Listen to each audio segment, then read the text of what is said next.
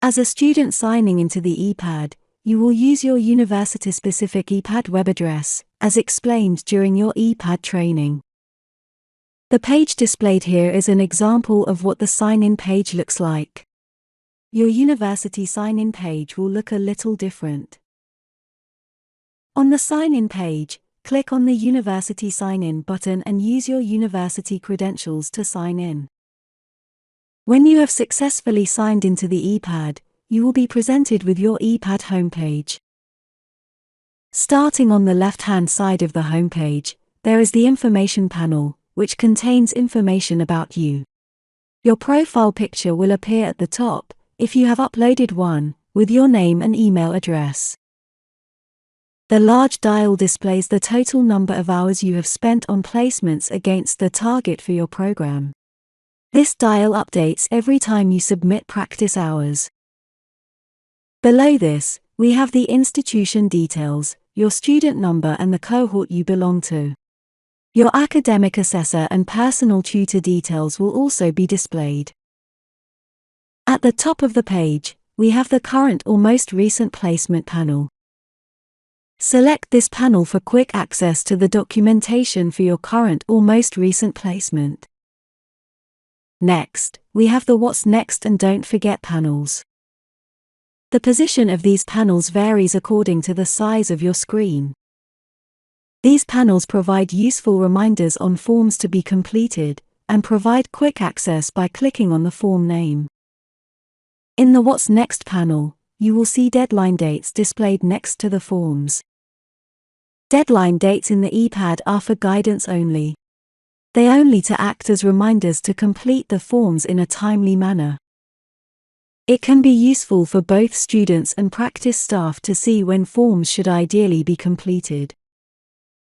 When you submit a form from the list, the next form to be completed will be displayed until all the forms for that placement are submitted. The Don't Forget section works in a similar way. The forms displayed will refresh each time the homepage reloads. Note that the proficiency form name disappears when it has been submitted once, but you will need to complete it every time you are assessed. Scroll down the homepage to see the part and ongoing record of achievement panels, which, between them, make up your ePad. There is a part panel for each part. In this example, Part 1 is the current part, which is indicated for you. You can also see, we have panels for Parts 2 and 3. We can view the guidance and documentation for any part, by selecting that panel. The part page shows details for every placement as well as the part-specific forms. You can access all your documentation for this part from here, by selecting a placement panel or the part-specific panel. You can select the Ongoing Achievement Record panel to see forms that cross over the parts or show your overall progress. To look at documentation for the current placement, click on the Current Placement panel at the top of the page. The placement page opens on the Overview tab. This provides a useful overview on your progress on this placement, what has been submitted already and what still needs to be done.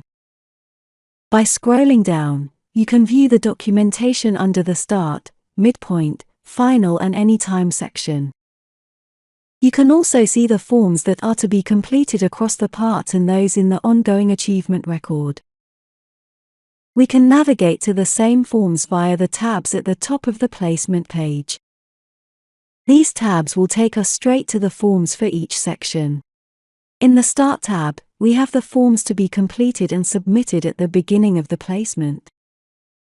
For example, when you start a placement, you need to complete a placement orientation form.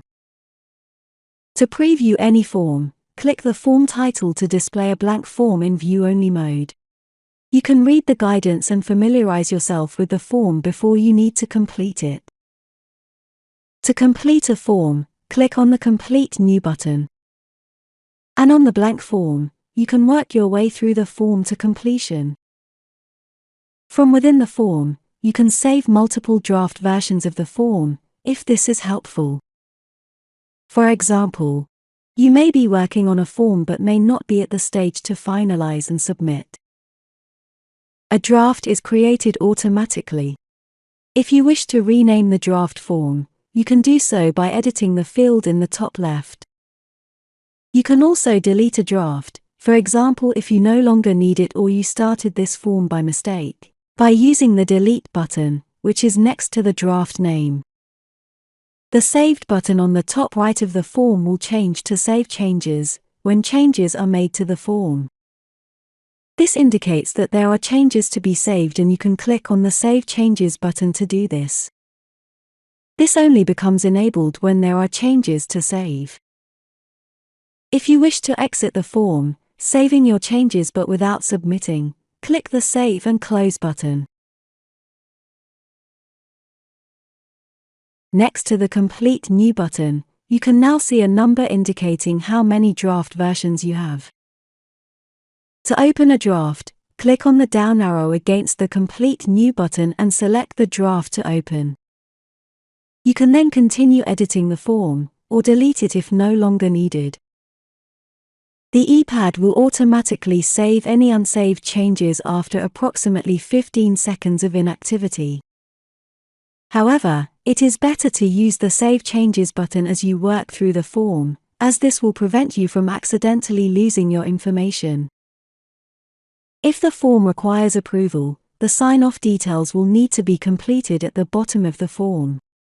The form sign-off must be completed by, or with, the practice staff member, or you must have their express permission to use their details if you are submitting the form away from them. With the form in this example, you can hand this to them to complete their full name and work email address. Always review your completed form before submission, as it cannot be amended afterwards. When you are ready to submit the form, click the Submit button at the top of the form. If the form was signed off, then a receipt will be automatically emailed to the practice staff member's email address, with the details of the form they approved. After a few moments, you will see the submitted form listed in the Responses section, in this example showing the details of approver and the date and time of submission. You can view the submitted form by clicking on the entry in the Responses list. Submitted forms cannot be amended. You can also use the ePad to record practice hours, where this has been enabled by your institution. The Practice Hours button is located in the bottom right-hand corner of the ePad page. You can select the button at any time to add practice hours. When you click on the button, the Submit Practice Hours window is presented. You can select a different placement provider and placement area if needed. If the location you require is not present in the drop-down list, then you need to contact your university. You can select the activity type, the date and duration of the practice hours.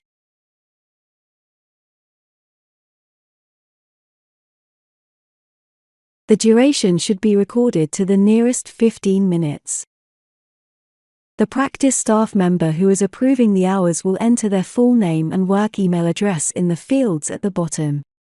Just as with signing off a form, the approver's details must be added by, or with, the practice staff member, or else you must have their explicit permission to use their details. Check that you have entered the details correctly, as you cannot amend them after submission. Select the Submit button to add these hours to your ePad. You can view the updated total practice hours for the program and placement in the Progress dials on the home page, and the placement hours breakdown on the current part page. To view all your practice hours entries, select the Practice Hours icon from the left-hand menu. This displays the Practice Hours page. On this page, you can see the full record of the practice hours for every placement. Your practice supervisors and practice assessor are able to amend practice hours entries from their account, if you realize that you made a mistake. Your practice hours record must be complete, i.e. every shift accurately recorded, and correctly signed off by a member of staff with their name and work email address. Finally, you can exchange messages with practice or university staff, directly within the ePad. Select the Messages icon from the left-hand menu. On the Messages page, you can see all messages to and from staff. To add a message, type directly into the message box. Then select the Send Message button. When there is a new message, you will see a number displayed on the message notification icon displayed in the top right-hand corner of your ePad page. Click on the icon to see a preview of new messages, and then select a message to access the message page. You will not receive any notifications outside of the ePad when you have received a new message. Therefore, messages should only be used for informal, non-urgent communication. When you have completed your tasks in the ePad and are ready to sign out, click the Sign Out icon in the top right corner of the ePad page. This is important if you are using a shared computer.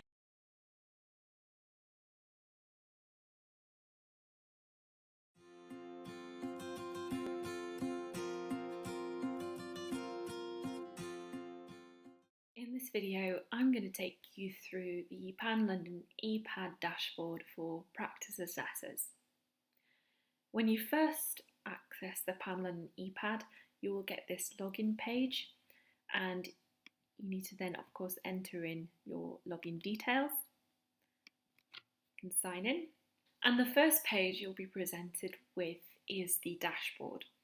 Now, this is an overall summary dashboard of how each of the students who have been allocated to you are performing in placement and part.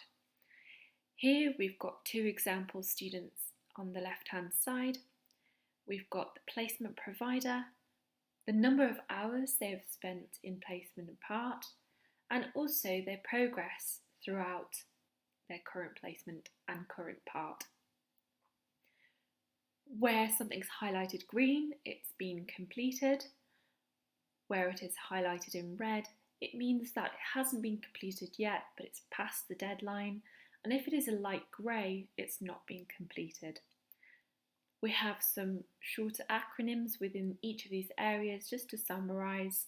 So we've got placement orientation, initial interview, midpoint interview, and carrying straight on through to the professional values in practice, reflection, final interview, and then other part-specific documentation, episode of care, formative and summative, medicines management and proficiencies.